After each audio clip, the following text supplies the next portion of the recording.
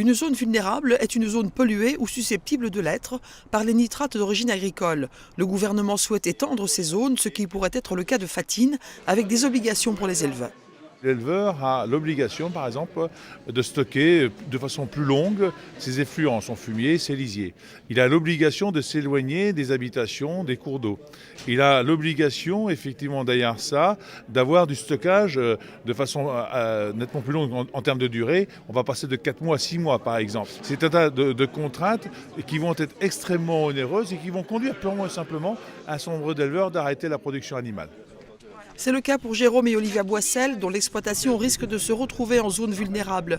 Les mises aux normes pour les stockages du lisier s'élèveraient à 80 000 €, impossible pour ce couple installé depuis 4 ans. On est aussi limité par des obstacles naturels. Nous, on a la rivière. D'un autre côté, on a la ville qui s'agrandit et qui nous prend aussi des terres agricoles pour partir en lotissement.